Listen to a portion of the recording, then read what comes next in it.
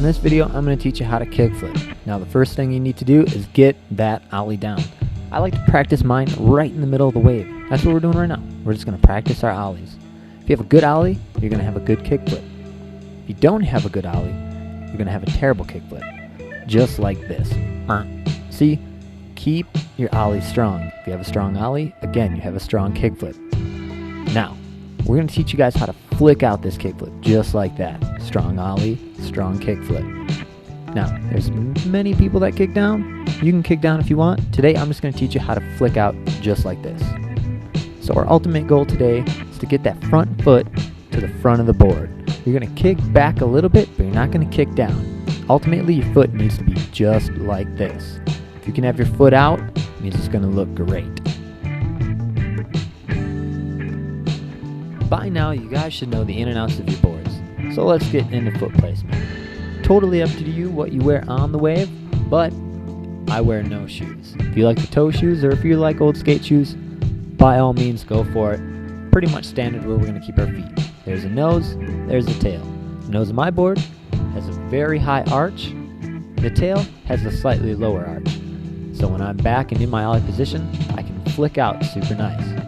Now my back foot is not like that. It's not really like that, and it's definitely not like that. I keep my back foot all the way to the back and as straight as I can. Back feet definitely help trying to get your board to stay straight. Front foot, bring that puppy in. You don't need to do a wide stance, but don't do a thin stance.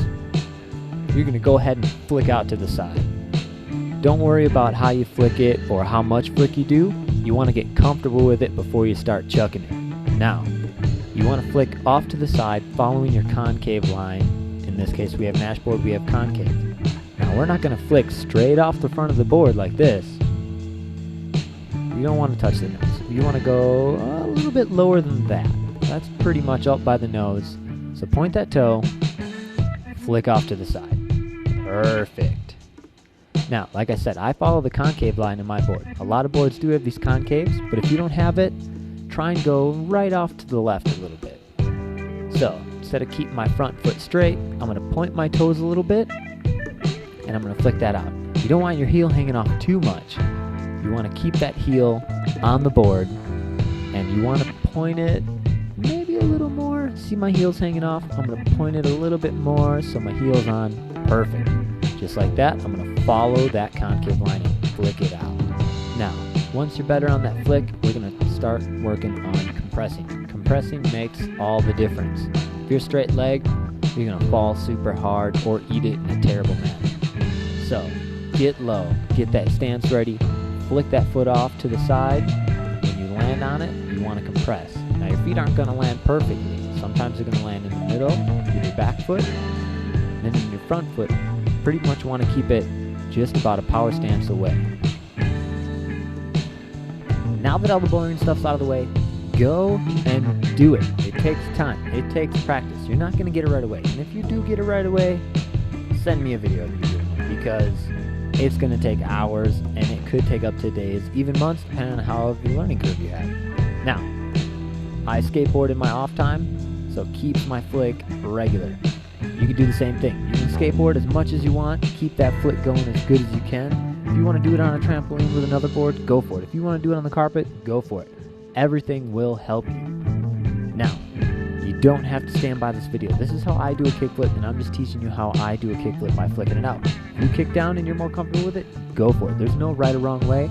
I'm just showing you how I do it.